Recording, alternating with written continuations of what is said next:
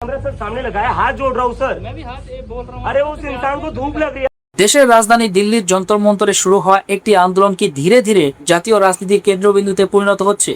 এটা কি শুধু নিট প্রশ্নপত্র ফাঁসের প্রতিবাদ, নাকি এই আন্দোলন আগামী দিনের রাজনৈতিক সমীকরণের নতুন প্ল্যাটফর্ম হয়ে উঠতে চলেছে? আর সবচেয়ে বড় প্রশ্ন, যখন একের পর এক বিরোধী নেতা এই আন্দোলনের পাশে দাঁড়াচ্ছেন, তখন প্রশাসন ও শাসক শিবির কি নতুন কোনো রাজনৈতিক চ্যালেঞ্জের মুখে পড়তে চলেছে? কারণ এই মুহূর্তে যে ঘটনাগুলো ঘটছে সেগুলোকে শুধুমাত্র একটি ছাত্র আন্দোলন বলে উড়িয়ে দেওয়া কঠিন। দিল্লির যন্তর-মন্তরে গত 20 জুন থেকে শুরু হয়েছে ককরোচ জনতা পার্টি বা সিজেপির আন্দোলন। দলের প্রতিষ্ঠাতা অভিজিৎ দিক্কির নেতৃত্বে শুরু হওয়া এই আন্দোলনের মূল দাবি হলো নিট প্রশ্নপত্র ফাঁস, বিভিন্ন প্রতিযোগিতামূলক পরীক্ষায় অনিয়ম এবং সেই ঘটনার প্রশাসনিক দায় স্বীকার করে কেন্দ্রীয় শিক্ষামন্ত্রী ধর্মেন্দ্র প্রধানের পদত্যাগ। শুরুতে অনেকে ভেবেছিলেন কয়েকদিনের মধ্যে হয়তো এই আন্দোলনের গতি থেমে যাবে, কিন্তু বাস্তবে দিন যত গড়িয়েছে আন্দোলন ততই বড় হয়েছে। আর সেই আন্দোলনে যখন পরিবেশবিদ ও জলবায়ু কর্মী সোনম ওয়াংচুক যোগ দিয়ে অনির্দিষ্টকালের অনশনে বসেছেন, তখন গোটা বিষয়টি নতুন মাত্রা পেয়েছে। দীর্ঘ অনশনের কারণে সোনম ওয়াংচুকের শারীরিক অবস্থা নিয়ে উদ্বেগ বাড়ছে, কিন্তু তিনি অনশন ভাঙার কোনো ইঙ্গিত দেননি। বরং তার দাবি, দেশের ছাত্রছাত্রীদের ভবিষ্যৎ এবং পরীক্ষা ব্যবস্থার স্বচ্ছতার প্রশ্নে তিনি আপোস করবেন না। এখানে প্রশ্ন হচ্ছে, একজন লাদাখী পরিবেশ আন্দোলনকারী কেন নিট ইস্যুতে অনশনে বসলেন? তার বক্তব্য, এটি শুধুমাত্র একটি পরীক্ষার বিষয় নয়, এটি দেশের তরুণ প্রজন্মের ভবিষ্যৎ, প্রশাসনের জবাবদিহি এবং গণতান্ত্রিক অধিকারের প্রশ্ন। এই পরিস্থিতিতেই সোমবার যন্তর মন্তরের আন্দোলনের পাশে প্রকাশ্যে দাঁড়িয়েছে শিবসেনা ইউবিটি প্রধান উদ্ধব ঠাকরে। তিনি বলেন, এটি কোনো রাজনৈতিক দলের আন্দোলন নয়, এটি দেশের আন্দোলন। উদ্ধব ঠাকরে অত্যন্ত স্পষ্ট ভাষায় বলেন, আমাদের জেগে থাকতে হবে, ঘুমিয়ে থাকলে চলবে না। দেশের পরিস্থিতি খুবই অদ্ভুত, এটা কোনো রাজনৈতিক বিষয় নয়, এটা দেশের বিষয়। দেশকে জেগে উঠতে হবে, সব রাজনৈতিক দলের একজোট হওয়া উচিত। এই বক্তব্য তাৎপর্যপূর্ণ কারণ তিনি এমন এক সময়ে এই মন্তব্য করেছেন যখন বিরোধী দলগুলো পরীক্ষা সংক্রান্ত অনিয়ম, বেকারত্ব এবং যুবকদের ভবিষ্যতের প্রশ্নে সরকারকে সংসদের জবাবদিহি মুখে দাঁড় করানোর চেষ্টা করছে। রাজনৈতিক বিশেষজ্ঞদের একাংশের মতে এই প্রেক্ষাপটে যন্তর মন্তরের আন্দোলন জাতীয় রাজনীতির একটি অত্যন্ত গুরুত্বপূর্ণ ইস্যুতে পরিণত হতে পারে। উদ্ধব ঠাকরে শুধু সমর্থন জানিয়েই থামেননি, তিনি সোনম ওয়াংচুকের স্বাস্থ্য নিয়ে উদ্বেগ প্রকাশ করেছেন। তিনি বলেছেন যে আজ তিনি সোনম ওয়াংচুককে তার পূর্ণ সমর্থন জানাচ্ছেন এবং তার মতো মানুষদের দেশের খুব প্রয়োজন। এরপর তিনি জানান, সোনম ওয়াংচুক আগে তার সঙ্গে দেখা করেছিলেন এবং তখন তিনি অনশন না করার পরামর্শ দিয়েছিলেন, কারণ তার আশঙ্কা ছিল যে এই আন্দোলনের প্রতি প্রশাসন হয়তো ততটা সংবেদনশীল হবে না। তবে অন্যদিকে প্রশাসনের অবস্থান কিন্তু সম্পূর্ণ ভিন্ন। কেন্দ্রের সুস্পষ্ট বক্তব্য, অভিযোগগুলো নিরপেক্ষ তদন্ত চলছে এবং আদালত ও তদন্তকারী সংস্থাগুলো অত্যন্ত তৎপরতার সঙ্গে তাদের কাজ করছে। ফলে এই ইস্যুতে সরকার ও বিরোধীদের অবস্থান সম্পূর্ণ দুই মেরুতে অবস্থান করছে। উদ্ধব ঠাকরে গঙ্গা রক্ষার আন্দোলনের প্রসঙ্গ টেনে এনে বলেন, অতীতেও অনশন করতে গিয়ে মানুষ প্রাণ হারিয়েছে, তাই এই দীর্ঘ অনশনকে গুরুত্ব দেওয়া উচিত। নিট প্রশ্নপত্র ফাঁস ইস্যুতে উদ্ধব ঠাকরে মহারাষ্ট্রের নাম বিশেষভাবে উল্লেখ করেছেন। তার দাবি, এই কেলেঙ্কারির অন্যতম কেন্দ্রবিন্দু ছিল মহারাষ্ট্র। তিনি প্রশ্ন তোলেন, যদি লক্ষ লক্ষ ছাত্রছাত্রীর ভবিষ্যৎ ক্ষতিগ্রস্ত হয়ে থাকে, তাহলে এর নেপথ্যে থাকা ব্যক্তিদের বিরুদ্ধে দৃষ্টান্তমূলক ব্যবস্থা নেওয়া হচ্ছে না কেন? বিরোধী দলগুলো দীর্ঘদিন ধরেই কেন্দ্রীয় শিক্ষামন্ত্রীর পদত্যাগের দাবি জানিয়ে আসছে। তাদের অভিযোগ, নিট ইউজি পরীক্ষায় অনিয়ম, প্রশ্নপত্র ফাঁস এবং ন্যাশনাল টেস্টিং এজেন্সির কার্যক্রম নিয়ে যে বিতর্ক তৈরি হয়েছে তার দায়বদ্ধতা কোনোভাবে এড়ানো যায় না।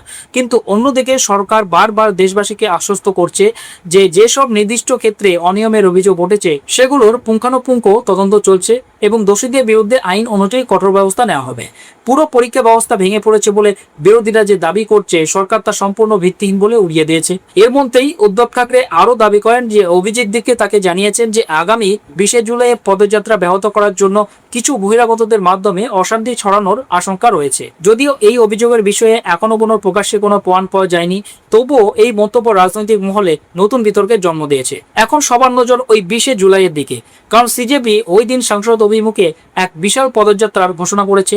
উদ্ধব ঠাকরে বলেছেন যে তিনি সবাইকে পদযাত্রায় অংশ নিতে বাধ্য করবেন না, তবে যে যেখানেই থাকুক না কেন এই প্রতিবাদী যুবকদের সমর্থন করার আহ্বান জানিয়েছেন তিনি, কারণ এরা কোনো দলীয় পতাকা ছাড়াই এগিয়ে যাচ্ছে।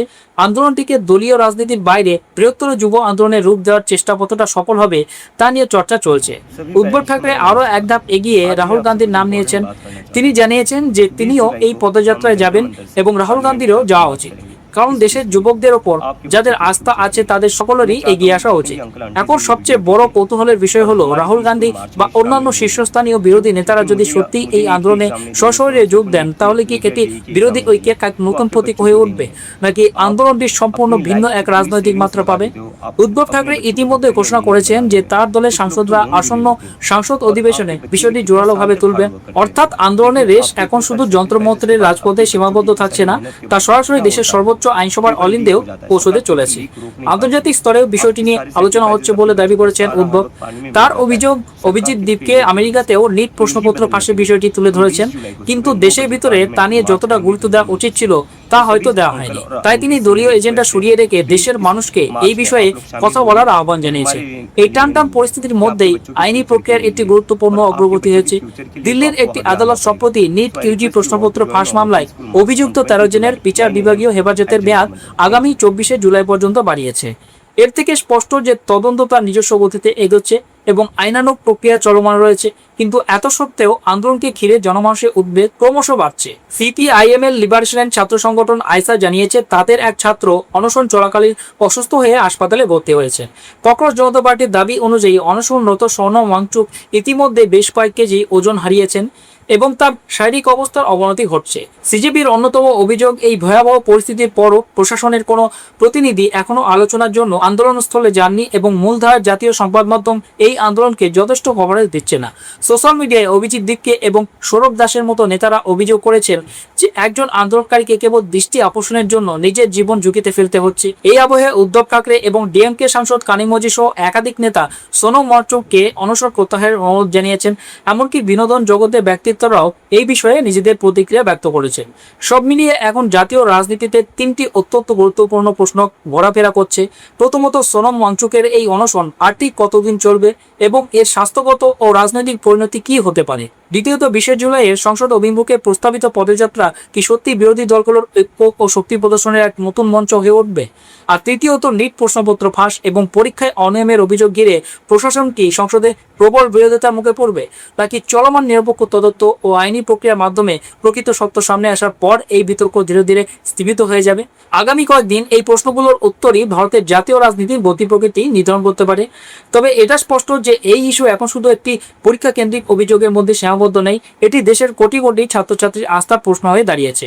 বছরের পর বছর কঠোর পরিশ্রম করার পর একটি ফাঁস হওয়া প্রশ্নপত্র যখন পরীক্ষার্থীদের সম্পর্কে প্রশ্নের মুখে ফেলে দেয়, তখন সেই মানসিক অবস্থার কথা বিবেচনা করা জরুরি। বিশেষজ্ঞরা মনে করছেন ভারতের বুকে ছাত্র আন্দোলনের এক দীর্ঘ ও সুগভীর ইতিহাস রয়েছে। 70-এর দশকের জেপি আন্দোলন থেকে শুরু করে 90-এর দশকের বিভিন্ন ছাত্র বিক্ষোভ প্রমাণ করছে যে যুব সমাজের দাবিগুলো দেশের রাজনৈতিক মানচিত্রের ওপর গভীর প্রভাব ফেলতে পারে। আজ সিজেপি এবং সোনম ওয়াংচুকের এই আন্দোলন সেই পুরনো ইতিহাসেরই এক নতুন অধ্যায় রচনা করতে চলেছে কিনা সেটাই এখন দেখা। আসন্ন বাদল অধিবেশনে বিরোধী জোট ইন্ডিয়া এই নিট ইস্যুটিকে সামনে রেখেই সংসদীয় বিতর্কের রণনীতি সাজাচ্ছে। উদ্ধব ঠাকরের এই প্রকাশ্য সমর্থন আসলে সে বৃহত্তর বিরোধী ঐক্যেরই একটি সুস্পষ্ট রূপরেখা। অন্যদিকে মিডিয়ার ভূমিকা নিয়েও জনমানুষের নানা আলোচনা চলছে। এই খবরগুলো প্রচার ও প্রসার নিয়ে সোশ্যাল মিডিয়ায় যে বিতর্ক চলছে তা সাধারণ মানুষের কাছে তথ্যের স্বচ্ছতা নিয়ে নতুন প্রশ্নের জন্ম দিচ্ছে। তবে প্রশাসন বারবার আশ্বস্ত করছে যে প্রকৃত দোষীদের কোনোভাবেই ছাড় দেওয়া হবে না। রাজনৈতিক মহলে এ নিয়ে জল্পনা চলছে যে জোট সরকারের শরিক দলগুলো, যাদের নিজেদের রাজ্যেও ছাত্র ও যুব সমাজের একটা বড় ভিত্তি রয়েছে, তারা এই পরিস্থিতিতে নিজেদের রাজনৈতিক অবস্থান কিভাবে নির্ধারণ করবে। এখানে বিরোধী দলগুলোর কৌশলগত দিকটি অত্যন্ত তীক্ষ্ণ। আঞ্চলিক স্তরের ক্ষোভকে জাতীয় স্তরের ছাত্র অসন্তোষের সঙ্গে মিলিয়ে এটি সর্বভারতীয় ইস্যু তৈরি করার চেষ্টা চলছে। সিজেপির 20শে জুলাইয়ের সংসদ অভিযান তাই শুধুমাত্র একটি রাজনৈতিক কর্মসূচি নয়, এটি দেশের ছাত্রছাত্রীদের জমাট বাঁধা উদ্বেগ ও উত্তেজনার এক বহিঃপ্রকাশ। যদি এই পদযাত্রাকে ঘিরে কোনো আইন শৃঙ্খলা পরিস্থিতির অবনতি ঘটে বা প্রশাসন কঠোর পদক্ষেপ গ্রহণ করতে বাধ্য হয়, তবে তা জাতীয় রাজনীতিতে আরও ব্যাপক প্রভাব ফেলতে পারে। আগামী কয়েকটা দিন তাই দিল্লির জন্য এক অগ্নি পরীক্ষা, যেখানে একদিকে রয়েছে পরীক্ষা ব্যবস্থার স্বচ্ছতা ফিরিয়ে আনার প্রশাসনিক তাগিদ ও আইনি প্রক্রিয়া, আর অন্যদিকে রয়েছে নিজেদের অধিকারের দাবিতে সরব এক নাচরবান্ধা যুবশক্তি। এই পুরো বিষয়ে আপনার মতামত কি? কমেন্ট বক্সে অবশ্যই জানান।